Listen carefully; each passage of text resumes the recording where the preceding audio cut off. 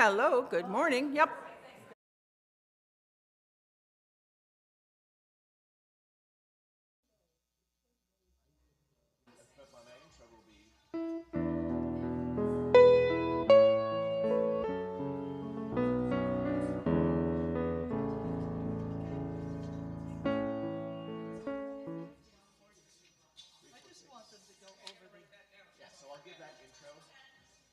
You want me to check this out?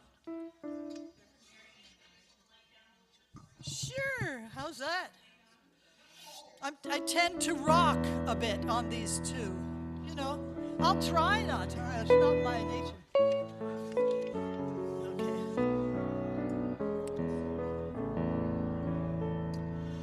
Come sing. No, we gotta do it faster.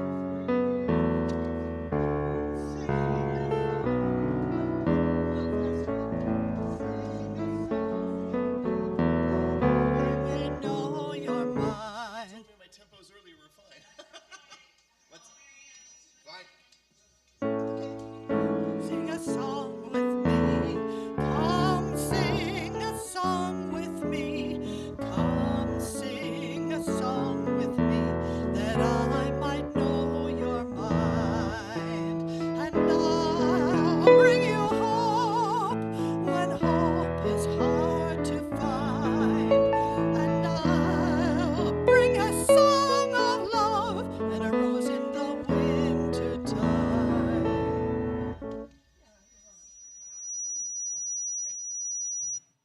That's too low for me. That's why I wanted to move. Now, what's the other one? 360? 54. Okay. Hi, Marianne. Hi there. How are you? Not bad, thanks. Thank you for doing this. My pleasure. We laugh, we cry, we live, we die. We dance, we sing our song. We need to feel there's something here to which we both belong. We need to feel the freedom just to have some time alone. But most of all, we need close friends we can call our very own. And we believe in life and in the strength of love.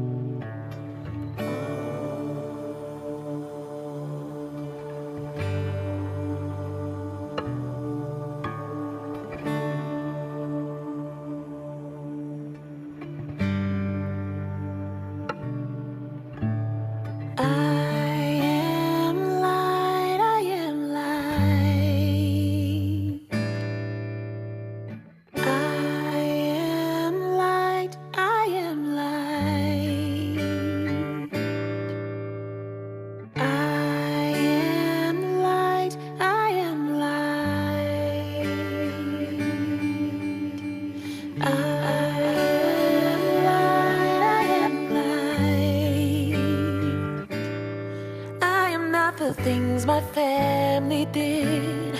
I am not the voices in my head. I am not the pieces of the brokenness inside. I am light.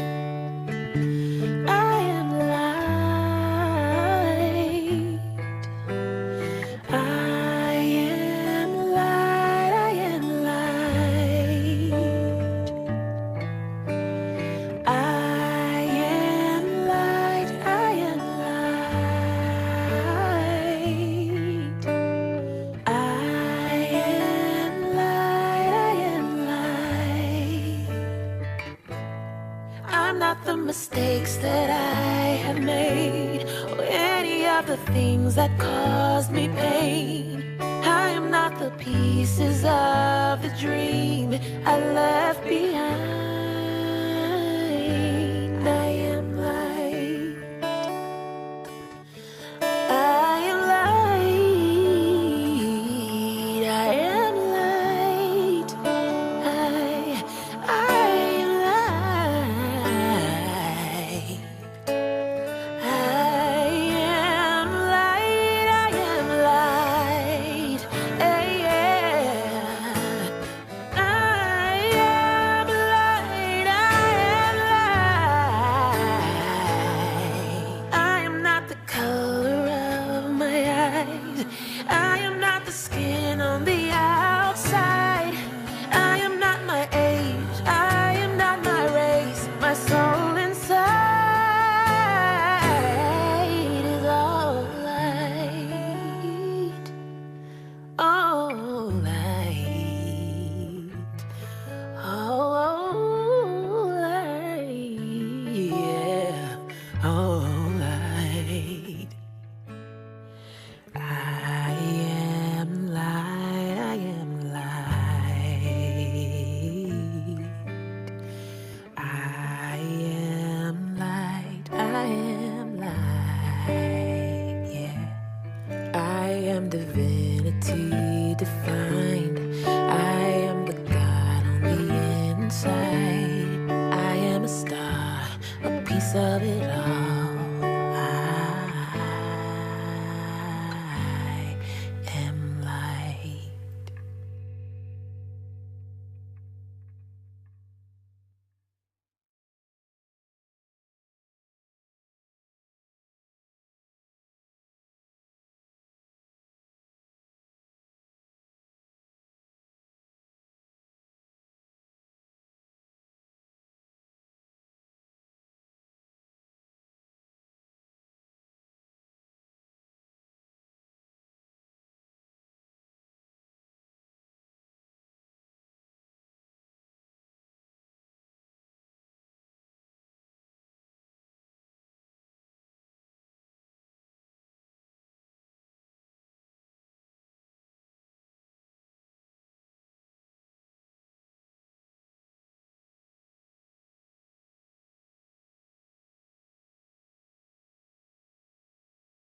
Her partner Gary and their 2 young daughters walked into First Unitarian Church of Hamilton. During her years as an active leader in this congregation, she served as board chair on the HR committee and lay chaplain. The children are now adults and both have married. One of the great delights of Linda's life is Jamie, her grandson. Linda studied at Meadville Lombard Theological School, graduating with a Master's of Divinity in 2013. She was ordained by this congregation in May 2013. In her work with the Canadian Unitarian Council, she is Congregational Life Lead for the Central and Eastern regions. This morning we have a few announcements. I'd like to invite Karen and Beverly to make an announcement from the search committee.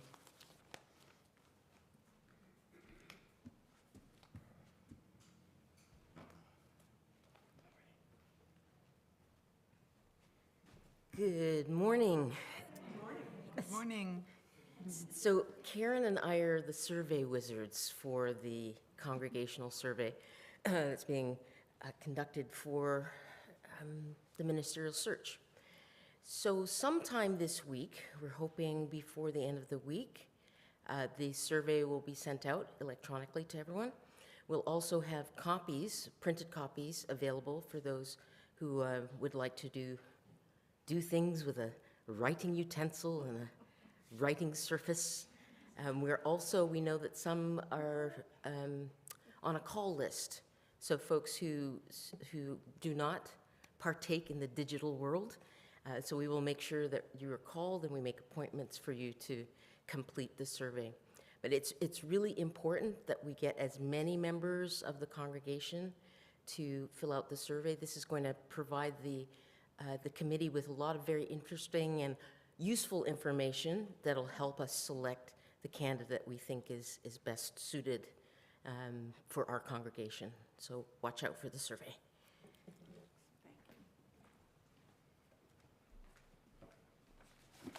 Thank you. I have two other announcements. The first one is from the Food for Thought Book Club. The Food for Thought Book Club shares their 2023-2024 reading list, which you can find in the weekly all-church email. September's book is The Library Book by Susan Orlean. If you have any questions about the Food for Thought Book Club, please contact Nancy Kumpf. The second announcement is from the Climate Action Team. In September, the Climate Action Team will be encouraging you to share climate actions large and small. Have you made efforts to reduce consumption, save energy, change some eating habits, grow some food, repurpose or repair rather than discard them? Oh, items rather than discard them. Please don't discard the Climate Action Team. The possibilities are endless. Speaking of wise use of resources, the apple tree in the church garden is ready to be picked. If you have a few minutes to spare after the service today, we invite you to pick some apples that we will donate to the Hub, a downtown center providing for Hamiltonians experiencing homelessness and food insecurity. Even 5 minutes is helpful. See Linda Sivier after the service by the apple tree. Linda, do you want to identify yourself? Thanks, Linda. Our chalice represents the light of hope at the center of our faith tradition. The spark of this flame draws us into our time of worship and community. Please join me in our chalice lighting words. May this flame be our light of friendship and love.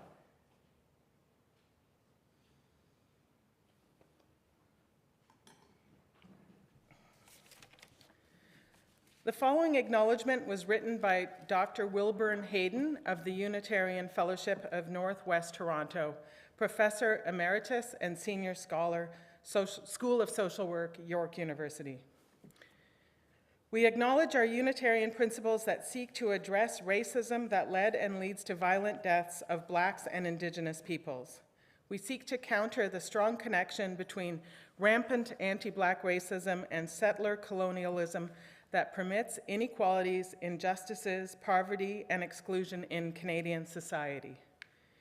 We acknowledge the historical presence and past owners of the land in which we are holding this morning's service. We are indebted to the Indigenous peoples from whom we took this land. Our hope is that someday our Indigenous peoples in our nation will be true partners in what we call Canada and be able to truly benefit from the lands they once held in full ownership.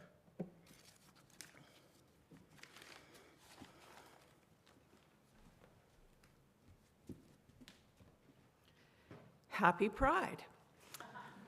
I just learned this morning that it was Pride in Hamilton. I don't live here, but happy Pride indeed. No matter who you are, no matter who you love, no matter the path that brought you here this morning, today you are this congregation. And we are so glad that we have the opportunity to be together, to be present with one another, and to hold one another with compassion and tenderness.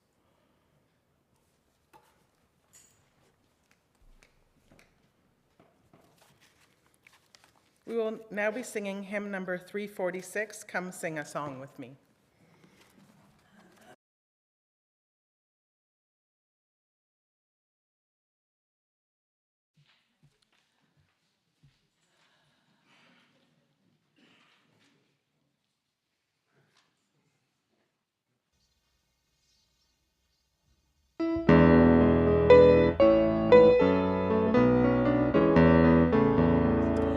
Come sing a song with me. Come sing a song with me. Come sing a song with me, that I might know your mind. And I'll bring you hope when hope is hard to find. And I'll bring a song of love and a rose in the winter time. Come dream a dream with me. Come dream a dream with me. Come dream a dream with me, that I might know your mind. And I'll bring you hope when hope is hard to find. And I'll bring a song of love and a rose in the winter time. Come walk in rain with me.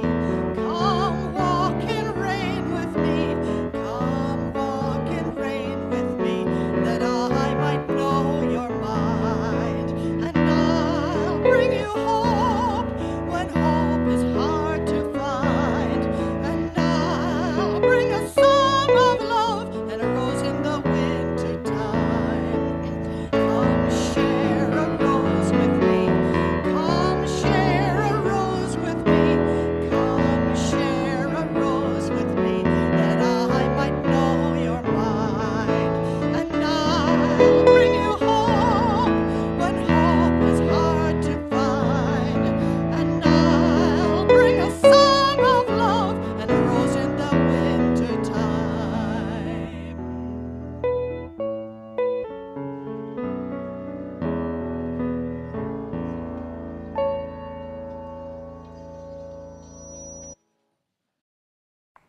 Yep.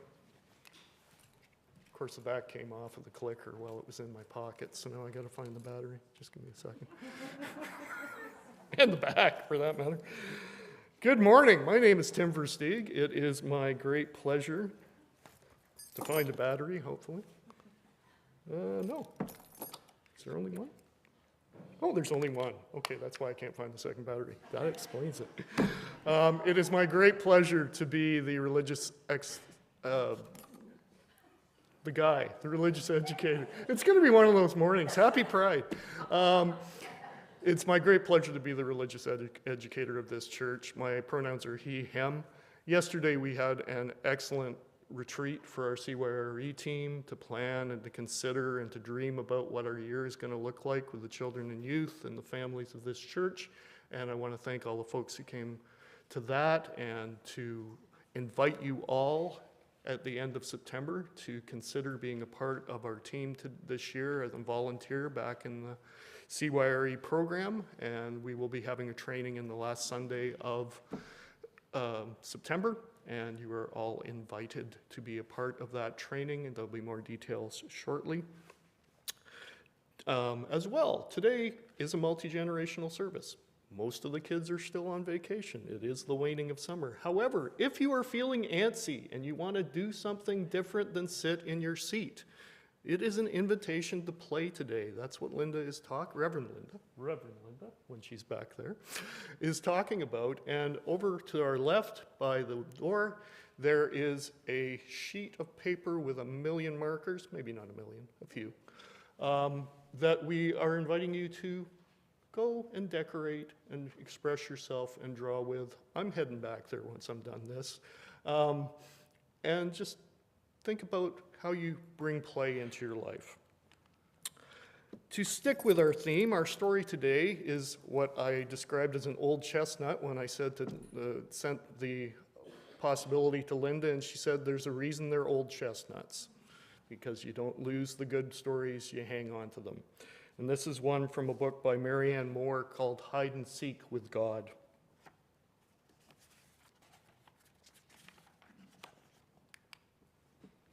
Once upon a time, God said, I'm bored because I don't have anything to do. I want to play with my friends. And because God is God, as soon as the words were spoken, God's friends were there. When God saw them all gathered, God said, I've been bored because I haven't had anything to do. Let's play something. Good idea, said God's friends. What shall we play? God thought for a moment, and then he said, I know, let's play hide and seek. The friends all said, yay! They knew that hide and seek with God was always exciting and different because God was the one who hid, and God always thought of wonderful places to hide. God's friends closed their eyes tight and counted to 10, and when they opened their eyes, God wasn't there anymore. So they all went off and looked for God. And one friend decided to look close on the earth into a meadow. As she was searching, she stopped to admire the tender new sprouts of green grass pushing their way up towards the sun. And as she bent over to look more closely at the tender green, she realized there was something special and amazing and wonderful about it. So she jumped up and ran back to home base, calling out, I found God! God is green and growing! I found God in the grass! Another one of God's friends decided to look for God in the night. She watched the sun go down and heard the workaday noises stop and saw the lights in the houses go out. As it got darker and the peaceful night wrapped around her, she listened very hard. And then she realized there was something special and amazing and wonderful about it. And when it was so still that she could see and hear nothing at all, she suddenly jumped up and ran to home base, calling out, I found God. God is dark and peaceful. I found God in the night. A third friend looked on the earth and felt the mystery of the grass growing towards the sun. He stayed and watched the night come on, and he felt the mystery of the darkness and the stars. He thought to himself, these mysteries are special and amazing and wonderful. And when he finally came back to home base, he said, I found wonderful mysteries, but I'm not sure if I want to call them God. A fourth friend decided to look for God where people were. He joined a group of people going home from work and went with them into the store where they bought food. He went with them back out on the street as they started for their homes. He was with them when somebody called out and said, please, I'm very hungry. Could you share a little food with me? The people readily agreed, and as he watched them share, he realized there was something special and amazing and wonderful about those people. He turned around and ran to home base, calling out, I found God. God is love and sharing. I found God in people who care for others. Finally, two more of God's friends, a boy and a girl, decided to look for God together. And after a time, they came to a house and decided to look for God in the house. In the house, they saw a room, and they looked for God in the room. In the room, they saw a mirror, and they looked for God in the mirror. And as they looked in the mirror, they realized there was something special and amazing and wonderful being reflected in it. They turned around and ran to home base, calling out, we found God. We found God in us. And at this, God appeared again and said, I had so much fun. Weren't those good hiding places? Some of you found me, others weren't sure, and others are still looking. And that's okay, because the most important thing is just to play the game. Let's do it again. I'm sure I can think of some other good hiding places. And they all called out, Ollie, Ollie, oxen free, and the game started all over again. That's our story for today.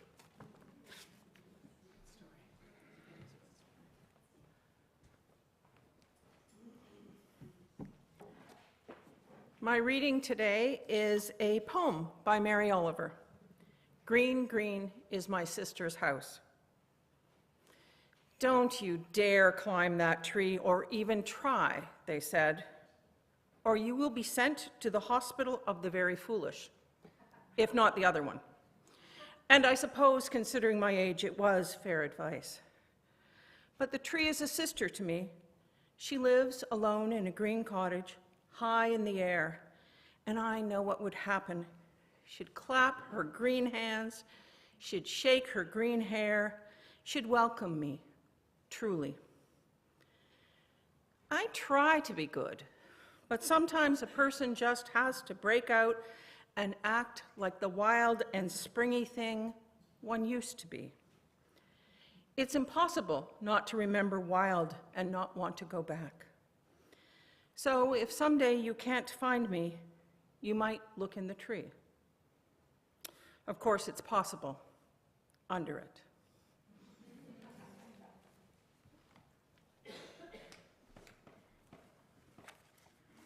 Our offering is a reminder of the spirit of generosity that is at the heart of our religious community.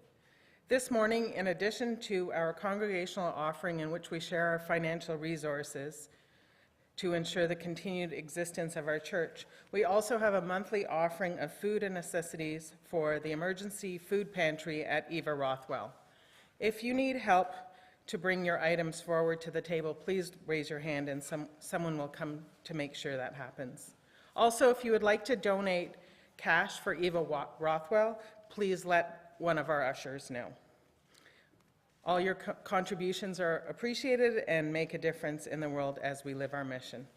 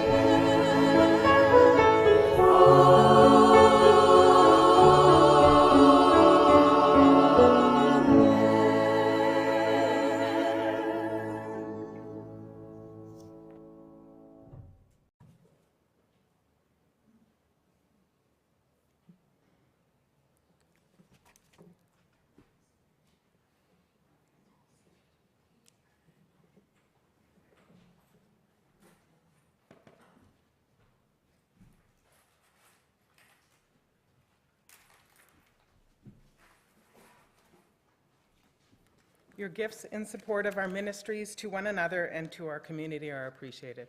Thank you.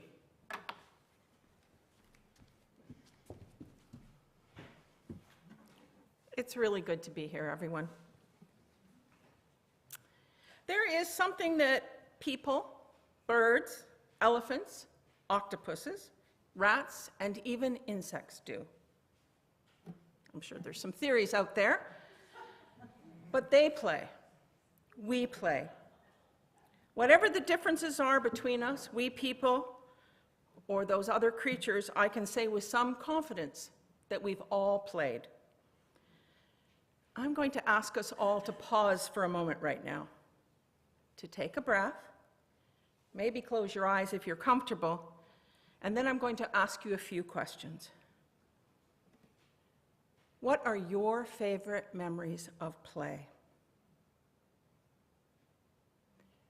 Were you alone or with someone else? Were you moving your body or were you quite still? Have you got a memory yet? What were you playing?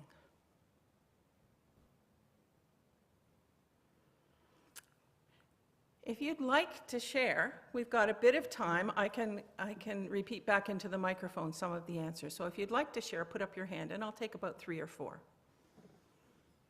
What were you playing? Marianne? Choir. Sorry?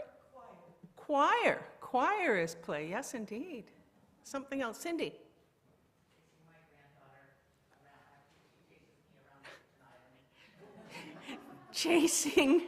Being chased by a granddaughter. Indeed. Yes? Oh, I love to play hopscotch. Hopscotch. I'd forgotten about hopscotch. One more, maybe. Is there another one? Yes? Snowballs with my dog. Snowballs with the dog. I have to say, from up here, that was a lovely thing for me to do, to ask you those questions and to see you. I saw smiles on your faces. I saw thoughtfulness. It was really delightful. What I learned from watching your faces as I asked those questions is that play is important to you, and I know it's really important to me too. What is play anyways? We all have some idea of what we like to play, and we like to do different things, as witnessed by those few responses. Play is something we do because we want to do it, because we like it. We don't play to achieve something or to learn something, though we may achieve something and we may learn something in the process. And the act itself is more important than the outcome. That's a definition of play that I found time and time again as I thought about this. When we play, we focus on being rather than on doing or achieving. And in those moments, there is much of value happening. When we play with one another, we practice empathy. We learn more about how to communicate with one another and how to adapt to the situation we find ourselves in. Play is not something we usually do with a specific end in mind, but there is a lot happening. In fact, study after study indicates the importance of play, most particularly in the studies on the well-being of children, but also on the well-being of adults. Play is good for us, and it's fun too, and I think that's a winning combination. Of course, we can't play all the time, but maybe we can bring some of the spirit of play, the flexibility and the open-mindedness and curiosity that often accompanies play into other areas of our life. Mary Poppins was on track when she sang, "In every job that must be done, there's an element of fun. You find the fun and snap, the job's a game. And every task you undertake becomes a piece of cake, a lark, a spree. It's very plain to see." We know this, but the truth is, many adults get out of practice. We know that play is important for children, but all of us need to play, and maybe we need a reminder. Even though we are busy with everyday responsibilities and schedules, it's important for us to carve out some time for play, if not daily, then at least with some regularity. Research shows that play is one of the ways we can get more out of life. In a book, Overwhelmed, Work, Love, and Play When No One Has the Time, the author shares research about play and why it makes us more whole. Play empowers people to be flexible thinkers, creative, young at heart, and free-spirited. It provides an opportunity for pure enjoyment and doesn't need structure. Play is free-flowing fun that unleashes our imagination.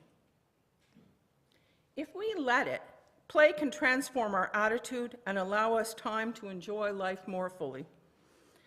There's a saying that play is child's work, but that can be true for adults as well. So how do we get back into the practice of play if we need the reminder? As children, we didn't need to be deliberate about play, it just happened. But here are some suggestions for adults. Appreciate playtime, whether it's alone or with other adults or children. We may need to remind ourselves that what we're doing in those moments is worth our time. Pay attention to what's around you. Give your focus to some special things that make you laugh or smile. I confess I spend time in the car sometimes listening to the debaters and other fun shows. Try new things and experience the unexpected. Participate in a variety of arts, sports, or activities whenever you can to expand your horizons. Sing and dance just for the fun of it. Watch children at play and let yourself enjoy their creativity. And plan. We need to plan, ironically, to make play part of our lives, whether it's indoor or outdoor, solo or social, active or quiet.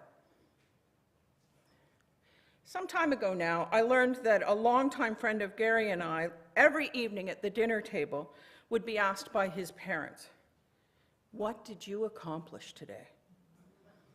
Oh, not what did you do today or what did you think about, but what did you accomplish? And I find that question, at least in daily repetition, sad. The implicit message in it is, you are judged worthy by what you do, not by who you are. It doesn't leave a lot of room for valuing just being. Those sorts of attitudes persist in our culture. Many of us, as we grew, stopped playing, or at least as much. We became more focused on what we needed to accomplish than what brought us joy, than what helped us feel more fully ourselves. We need the reminder that all work and no play makes Jack a dull boy, because many of us learned that play was a time waster, not important. The message seems to be that play isn't worth our time, but I think we've misunderstood. Despite the bad rap the Puritans have around fun, I've learned that they didn't actually think play was bad. They thought that some play was bad, card games that involved gambling, for example, but there's lots of evidence that they knew how to have fun together. And the fact that sloth was named one of the deadly sins didn't help either. But I've learned something about the definition of that deadly sin, sloth. It seems that it was a translation error, as so many things are. I was surprised and delighted when I learned the original concept of sloth came from Latin and Greek, and it meant that sloth was not the equivalent of laziness, but from absence of caring. So sloth wasn't about being lazy, but about avoiding things that were important. Sloth was more like apathy, and in the Roman Catholic context was understood as the sin of putting off what God asks you to do. Too much play, if it's about avoiding important work or not caring, is sloth, but too much work, if it's about avoiding that which is important and joyful, is also sloth. But enough talk. We are going to play for a moment, or at least I'm inviting you to play for a moment. I'm going to ask you to turn to a neighbor, and I'm going to teach you a hand clapping game. We all remember those, right? I need you up here, Audrey. Some of you may know this one, and what's confusing is some of you may know a different version of the same one. So, sailor went to sea, to see what he could see, but all that he could see was the bottom of the deep blue sea. Okay, that's all well and fine. Now if we go faster,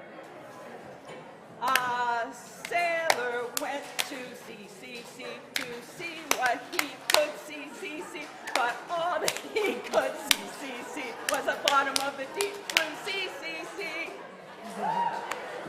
And we could go faster one more time.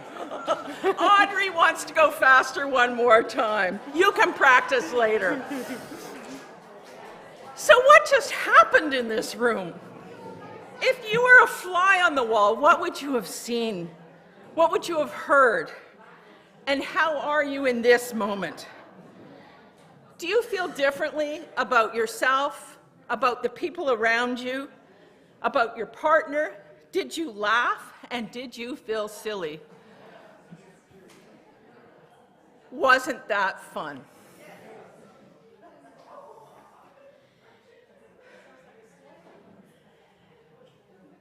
And now for something completely different, I'm going to invite us to take a breath.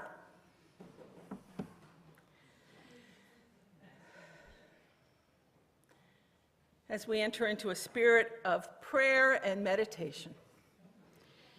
Spirit of life and love, the mystery that we call many names. Help us to remember that there is joy in the world, there is laughter in the world, and there is silliness in the world. Help us to remember to laugh and to sing and to play so that we may strengthen our resolve and to hold on to hope.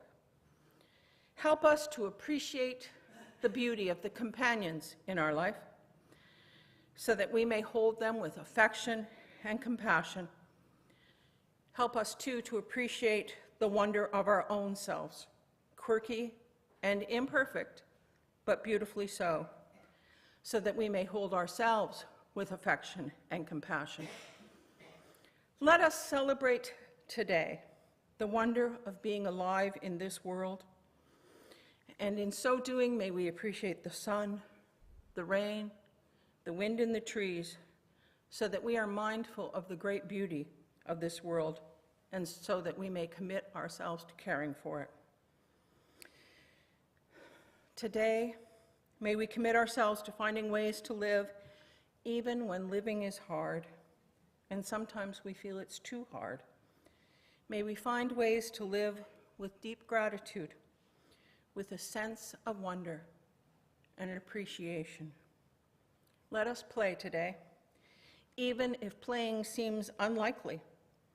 Let us enjoy the gift of life and those that travel along with us. For this day, for companions, for the gift of life and love, let us be thankful.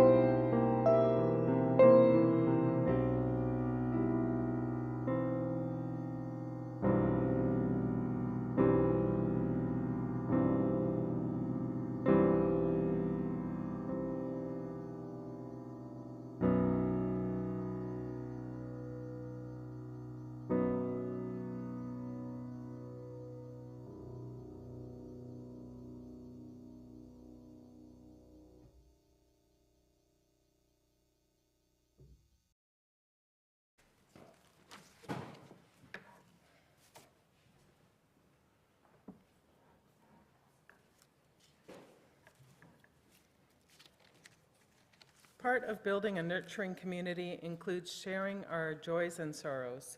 Today, we include these joys and sorrows. This is a sorrow from John Elliott. On September 3rd, I will be in Jamaica to attend the celebration of life for my Aunt Joyce Patterson née Elliott. She passed away at age 95, a mother of 6 children, married happily for 69 years. Aunt Joyce is my father's cousin who was adopted by his family as his sister when she was a few months old. Sorry, John. We also have this joy from Sue and Ian Johnstone. A joy to celebrate today as we share that Ian Johnstone is recovering well in hospital after his surgery last week. Ian and Sue are appreciative of all the good wishes and assure us that they are doing well. And there are joys among us too. We celebrate the joys among us and rejoice in the happiness that flows through our community.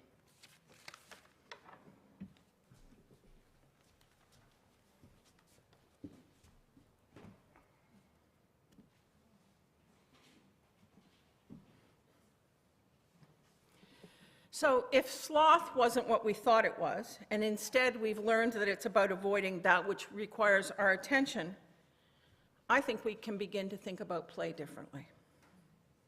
What looks like play, what looks like leisure, can in fact be a way for us to reconnect with those things that have a rightful claim to our attention. Walt Whitman was making a statement about our most essential selves when he wrote in Song of Myself, "I celebrate myself and sing, and what I assume you shall assume. For every atom belonging to me as good as belongs to you. I loaf and invite my soul. I lean and loaf at my ease, observing a spear of summer grass." Whitman helps me understand that leisure helps us care about ourselves and the interconnected web. It can be about making and sustaining important connections. Play connects us, it engages us, it frees us from pressing schedules and to-do lists. We like to do it, and it's pleasurable. Ironically, play sounds like something we need to put on our to-do list. Play invites us to invite our souls. It encourages us to know more about our own true nature and about the world. What you call play might not be the same as what I call play, and that's okay too. Team sports for some, gardening for others, lap swimming, reading, hammock swinging, anthill observing, fort building, puddle jumping, singing, trombone lessons, judo, and backgammon can, if they are done with the right by the right person, with the right attitude, in the right time, can all be play. And they can all be part of our spiritual practice. A spiritual practice is something that helps put us in better relationship with ourselves, with others, and with all of creation. I think a lot of play completely fits that bill. Play isn't the only way, but I think it's a good way. Play invites us into a different way of being. When we play, we are in a world in a way that's not about winning or losing or taking things too seriously. Maybe sometimes someone does win in some games. Maybe we learn something. Maybe the garden looks better. Maybe the pianist has a better understanding of the piece they were working on. But when we play, we don't actually really expect to arrive, to come to any kind of completion. The winner today might lose tomorrow. The Bach piece we are working on will happily take more of our attention. The garden will grow along with the weeds. But when we play, we abandon any fixed notion of done. But play does not let us abandon our sense of connection. It doesn't allow us to opt out, to spiritually detach. Play is an encouragement to invest ourselves where we find joy, to invest our time with people and activities that make us feel better about ourselves and better about the world. When we play, we explore our own thoughts, our physical limits, we explore the nature of relationships and the nature of the world. When I was a child, I used to spend a lot of time in the ravine behind my parents' house. There was a small creek that ran through that ravine, and my friends and I would, in the very earnest way of children, work hard to dam that creek. My friends and I would spend whole afternoons collecting stones and twigs and bits of mud and apply them to the spot that seemed most suitable. Our play would eventually be interrupted by the sound of our names as we were called to dinner, and we would congratulate ourselves, confident that we had achieved something. I have no idea why we thought damming the stream was so important, but we thought it was important. The next morning, after our parents released us for the day, we would rush down to the creek, excited to see our engineering efforts, and we would arrive to find a soggy pile of twigs and water burbling cheerfully over the rocks and stones we'd placed earlier. We were learning that time and streams flow on, that water was a surprising force, that the world worked in certain ways, and that we were not in control. What would a world be without play? A community without play, a relationship without play, and a person without play? I was both relieved and horrified when I learned that children, even in the worst of places, still play. Because play is one of the ways that children learn about the world. They will play. Research has shown that in World War II concentration camps, children still played games. Not to escape their misery, but to mirror it. Adults may stop playing, but children will, despite their circumstances, play even the most horrific games imaginable. When children play, they explore the world. Play is exploratory. When we truly play, we are working with what's around us, with the people around us, and we are learning about our world. I was exploring the force of water, and the children of 1944 were exploring the horror in which they found themselves. Either way, play is about being in relationship with our surroundings. At its best, though, play helps us to enjoy one another, to bond with one another, and to build the community that we all will at one time or another need. Without it, people would be reduced to their utility. There would be no need for fun or silliness or enjoyment. Unless we had play, play is the antidote to being useful. I fear that without play between us, it would be very easy to question the motives of others, and there'd be a tendency to disregard relationships that don't serve us in some way. If relationships were only about what we could accomplish and achieve together, I have a sense that our patience for the elderly, small children, and those who live with disability would be reduced to something less than a belief in the inherent worth and dignity of each person. When we're really playing, not competing, there is room on the team for the kid who doesn't throw so well. There's room in this community for the person who isn't ready, willing, or able to chair a committee or to paint the hall. We learn through play to welcome others, to explore the world beyond our own experiences. What about our relationship with ourselves? What would it look like without play?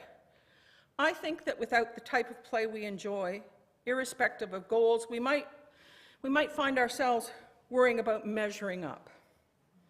Not all of us can know 4 languages, hold advanced degrees, or play the piano. Some of us can do those things, some of us can do some of those things, and that is lovely. But without time and leisure in play, and without loafing and inviting my soul, I find there's a tendency to measure my worth against the accomplishments of others. But when I spend time in leisure and in play, I'm able to recall more of that spirit of easy unconsciousness that I knew as a child. I think most of us are in truth plagued with some sense of inadequacy.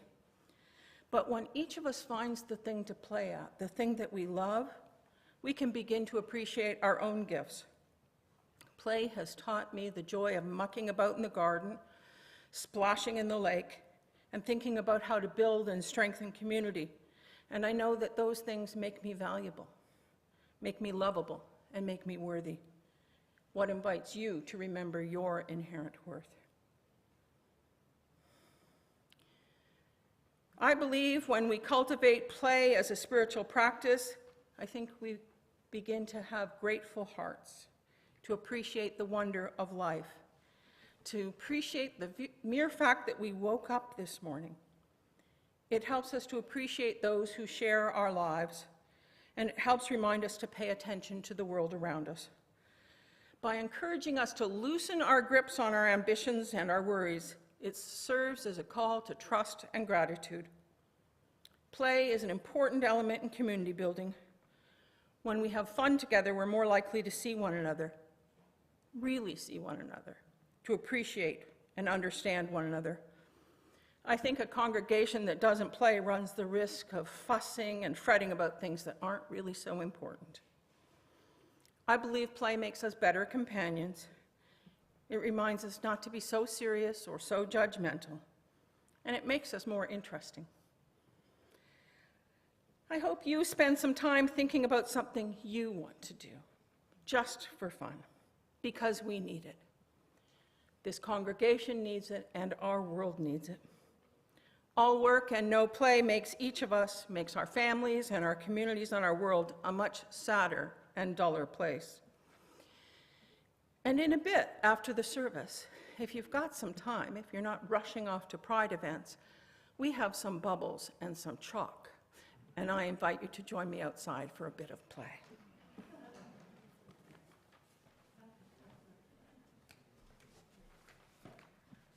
Before our next hymn, I apologize, I have one more sorrow to share. This one from Marion Sneed.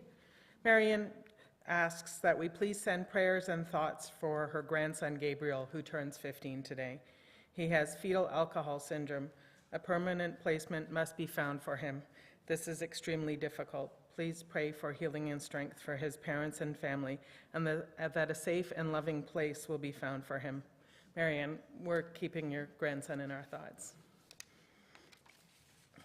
And now we will be singing hymn number 354, We Laugh, We Cry.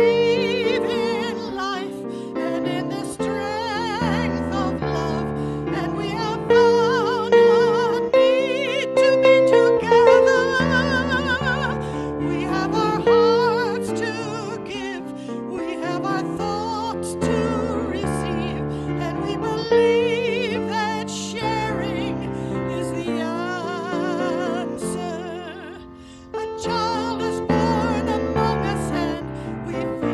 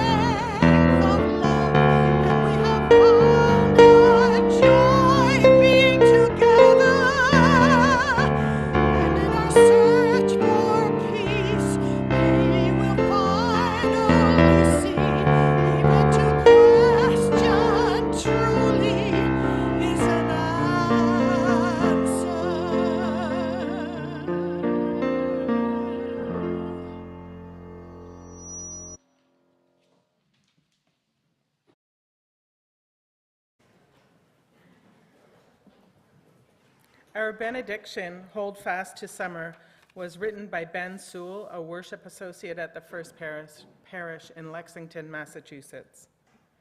Hold fast to summer. Enjoy with heightened appreciation these still warm September days. Create more memories, take more pictures. Enjoy a bit of denial. Suck all the summer sweetness out of your sun-warmed garden tomatoes. Smile at someone, squeeze a hand, put up some jam or pickles. We store these things up as we approach the uncertain seasons. And as our summer companions will be our winter support and sustenance. In celebration of the changing of seasons, we gather together in community. I'd like to invite Reverend Jamie up for a special presentation.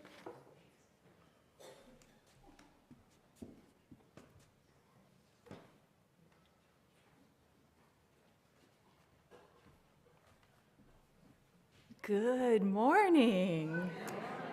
It's good to be with you, and I am here to share a joyful moment. Yes, today is Hamilton Pride, and we have a table down at Hamilton Pride, and look at this glorious day. What a day to head down to Pier 4 and celebrate Pride, say hello to the community, and visit us at the First Unitarian Church of Hamilton table. So check it out.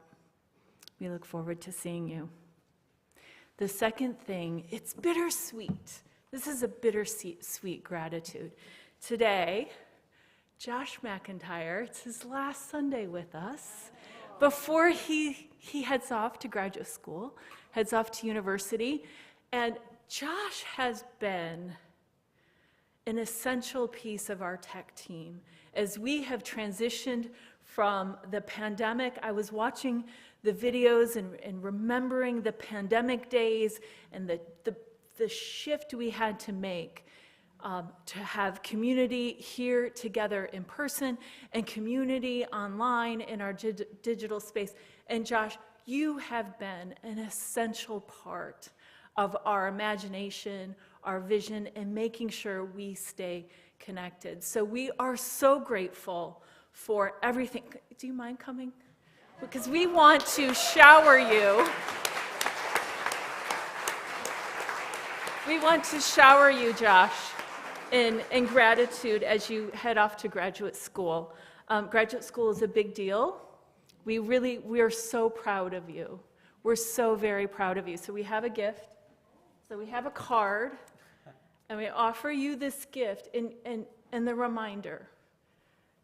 You have a home here of people who love you, who are cheering you on, and are journeying with you into your future. And we know you might drop in occasionally to be with us, and we will welcome you, but congratulations, and have a magnificent time at graduate school. Study hard and have fun, have some playful times while you're there as well. So thank you, Josh, and thank you to our tech team. I know it was a team effort. Josh, we're all really proud of you.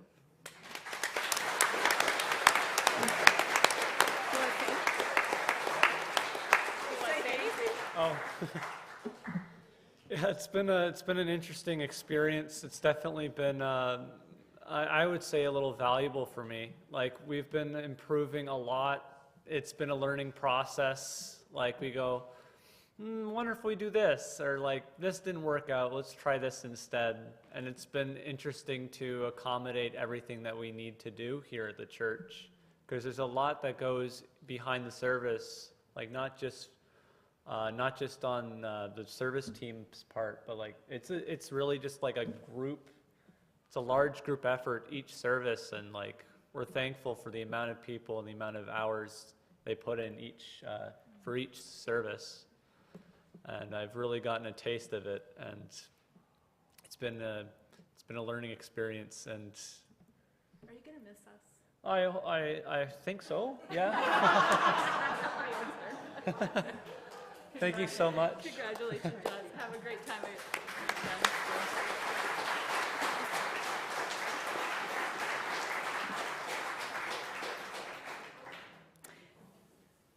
September 10th is In Gathering Sunday. I just put it on your calendar. It's going to be a glorious service. We are already planning for In-Gathering Sunday and water ceremony service here that will flow out into the garden and a celebration in our garden. So put it on your Google Calendar, your calendar book, wherever you hold important things. That will be the day we will welcome each other back into this space. So I will see you at Pride this afternoon, hopefully, and then I will see you again on September 10th. Thank you, Linda and Audrey, for such a beautiful service. I feel like the spirit of playfulness is also a revolutionary spirit, and I am holding that today, so thank you.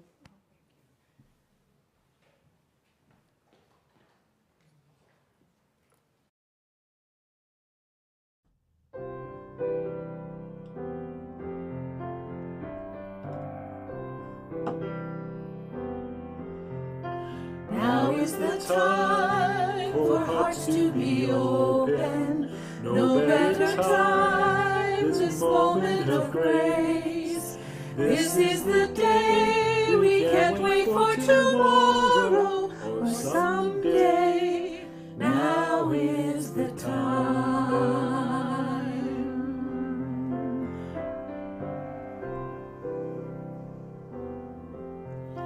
Now is the time for planting and tending seeds born of hope, commitment and faith. Cherish this day and the power in knowing why we say, now is the time.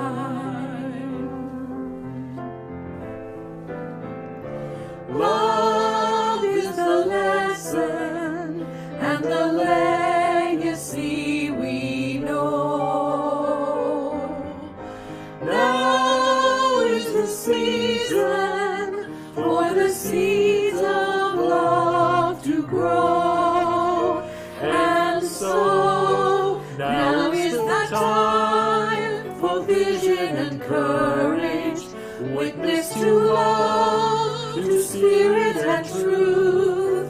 No better way than the promise of this one. So we say, now is the time. Now is the time for hearts to be open. No better time, this moment of grace. This is the day we can't wait for tomorrow or someday. Now is the time. Now is the time.